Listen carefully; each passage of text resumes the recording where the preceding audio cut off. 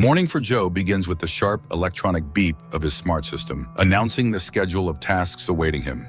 Later, he heads to a bookstore where he meets a young woman named Ash. Their conversation begins with a discussion about one of the books, during which Ash invites Joe for coffee at a small cafe on the corner. Soon, their meetings become regular. One day, as the couple sits in the cafe, Ash suddenly confesses her love for Joe. She is about to say more when a stranger approaches their table. Seeing him, Ash's expression changes, but before she can react, the man pulls out a gun and shoots her in the head. Joe cradles her, feeling the warmth leave her body. Overwhelmed with rage, he chases after the killer, who disappears into the maze of narrow alleys as though vanishing into thin air. The police arrive at the scene but are powerless, unable to track down the murderer. The following 2 weeks become torture for Joe. He isolates himself in his apartment, avoiding all contact with the outside world. Only his friend Oliver, a newspaper vendor, manages to enter his apartment one day. Oliver brings Joe coffee, something Joe and Ash used to enjoy together, but Joe's hands tremble so much that the cup slips from his grasp. Silently, Oliver leaves.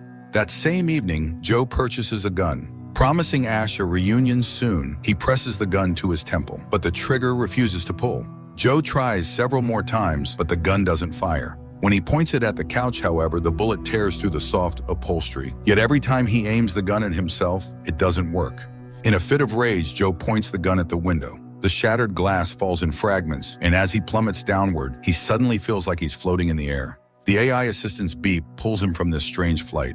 He opens his eyes in his bed, as if everything that happened was just a dream. The electronic assistant informs him that he has received a message from Ash. Joe rushes to the living room, where the gun lies on the table and the couch is entirely intact. In a panic, he runs out into the street, scrolling through the new messages. He suddenly senses something strange around him. The face of a woman passing by flickers, like an image on an old television screen. Messages from Ash arrive one after another. Joe decides to speak with Oliver. Oliver suggests a mundane explanation, pre-recorded messages sent in case something happened to Ash. Joe hesitates but finally opens the messages. In the recordings, Ash asks him to visit the bookstore and pick up an order placed in his name. Meanwhile, at an information center, a woman with 2 operators watches Joe as he reaches the bookstore and retrieves a small package. A book with a dedication from loving Ash on the first page.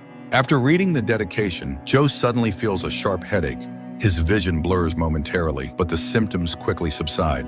He leaves, unaware he's being followed. One of the observers reports to the woman that Joe is holding something. She orders her team to eliminate him and retrieve the item. The operators activate a group tasked with pursuing Joe. He receives a warning message from Ash about the mortal danger he's in. He rushes back to his apartment, attempting to lock the door, but one of the attackers blocks it with his foot. Joe grabs his gun from the table and hides behind the couch. As the intruder approaches, Joe fires, but misses. Suddenly, his body starts moving on its own, and the next shot lands with precision. But then a second assailant appears in the hallway. Joe engages in hand-to-hand combat, his body once again moving independently, dodging blows. He manages to win, though he has no idea how. Suddenly, he sees Ash's face on the screen.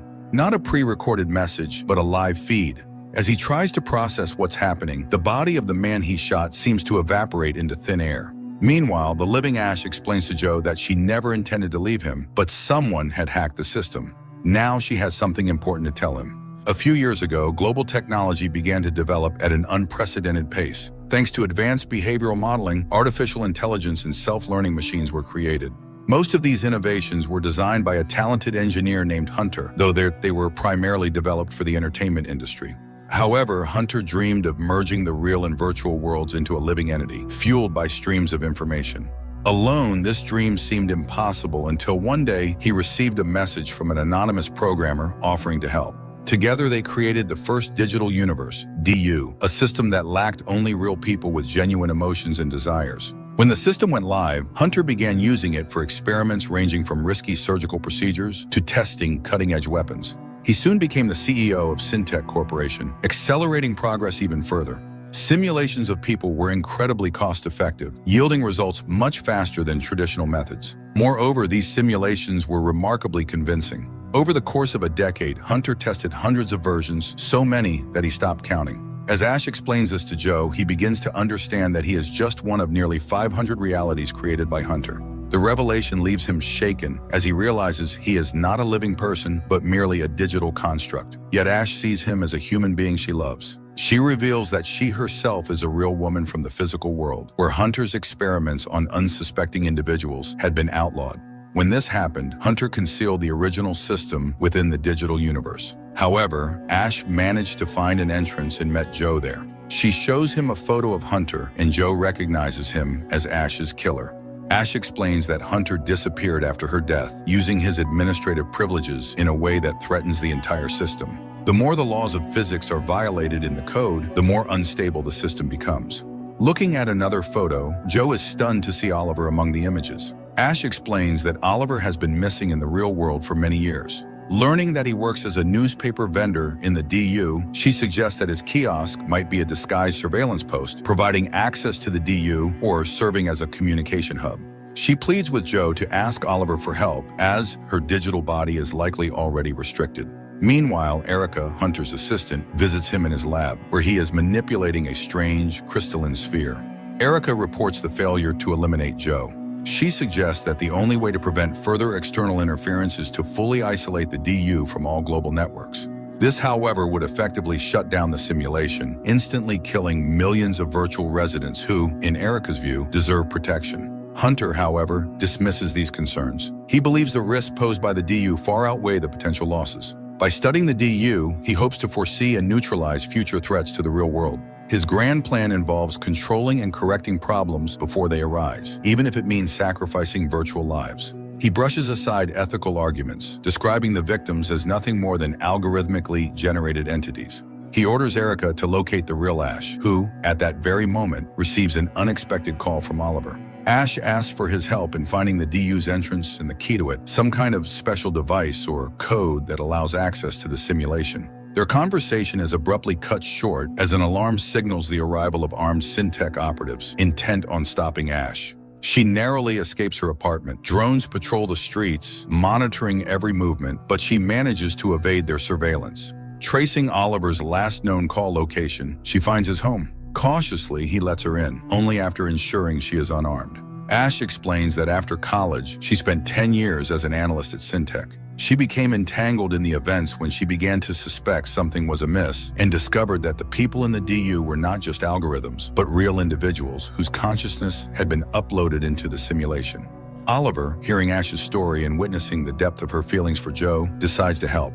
He realizes he's facing something far greater than a technological problem. It's a matter of life and death for real people trapped in a digital prison. He promises to use all his connections and knowledge to help Ash save Joe and potentially expose Syntech's crimes, thereby stopping their sinister plan to subjugate the real world through simulation. For now, he hides Ash in a hotel he owns and arranges for her to meet Joe. Hunter notices the intrusion into the DU and realizes Oliver has entered the game. Meanwhile, Ash once again confesses her love to Joe. She reveals that when Hunter killed her, he destroyed her access to the DU, a system she had spent months trying to locate. Joe is stunned by her confession, still grappling with the belief that his existence is unreal and illusory. He struggles to believe in his own reality as his perception of the world crumbles. Every movement, every sound, every emotion feels insubstantial, lacking genuine depth. Ash, trying to dispel his doubts, reassures him of his reality and kisses him. Suddenly, Ash is ripped out of the DU, returning to her real-world room with a sharp sense of danger. Oliver, an experienced programmer and one of the DU's original creators, explains that Hunter is monitoring them. Ash will need to hide from Hunter and his masked operatives, who have no qualms about using lethal force. Desperate, Joe turns to Oliver, who reveals a horrifying truth. Hunter can shut down the DU at any moment, obliterating the universe Joe considers his home. Hunter, unwilling to spend resources maintaining the existing DU, plans to create a new, more advanced simulation, leaving Joe and all his virtual friends in digital oblivion. The only chance for salvation is to find and upload the backup data of his system, allowing Joe to become real. Oliver tells Joe about the developer's room, a secret location in the DU where programmers left Easter eggs years ago. These hidden functions and backups allow changes to the universe's parameters, granting additional resources or enabling movement between locations. In the book Ash previously sent Joe, Oliver finds the backup for the entire DU and gives him the key to access the developer's room. Joe must locate it, upload the data, and transition from the virtual world to reality. Oliver promises to contact him with further instructions after this is done. Meanwhile, in the real world, Ash is in a desperate struggle for survival. She evades a masked operative, hiding behind a dumpster, and then, seizing an opportunity, attacks and disarms him. Ash tries to extract information about the DU's location from him, but the man refuses to talk. She manages to escape but is soon captured by another of Hunter's agents. Ash wakes up tied to a chair in Hunter's luxurious office. She accuses him of destroying lives, manipulating people, and acting cruelly. Hunter dismisses her words with a derisive laugh, considering himself above morality and proclaiming himself a god in his digital universe. After tormenting her for a while, Hunter enters the DU, confronting Oliver face to face. Hunter admits he plans to eliminate his co-creator, stripping him of any remaining chance to save the DU's residents. At that moment, Hunter's men locate Oliver in the real world and open fire, disconnecting him from the virtual space. Meanwhile, Joe finds the developer's room and boots up an old computer. Touching the control panel, he instantly sends data into the network, triggering alarms at Syntech. Erica orders her team to stop him. Joe finishes the upload just as he spots enemies outside the window. Using the key, he opens a weapons cache and neutralizes them. Suddenly, he hears Hunter's voice and finds himself transported outside the city. Hunter shoots Joe in the shoulder, demonstrating his control. He begins tormenting Joe through the control panel, reveling in his power. However, when he mentions Ash, Joe's rage builds. Regaining control of himself, Joe shoots Hunter, sending him back into the real world, where Erica is trying to help Ash but is interrupted by Hunter. Hunter announces the reboot of the DU and allows Ash one last call with Joe as a cruel jest. Joe manages to express his love for Ash just as the world collapses around him. His phone disappears and everything is engulfed in darkness. After the deletion is complete, Hunter orders Ash's execution. However, the orb on his desk begins to vibrate, expanding before vanishing. On the screen, Oliver appears, explaining that there are other universes. Fragments of the sphere form Joe, who disarms a guard. Erica also refuses to serve Hunter any longer. Joe shoots Hunter, who falls out the window. Finally, Ash and Joe are reunited. Later, they meet Oliver, who explains that the universe is a system of levels. He transferred Joe's code into Ash's level.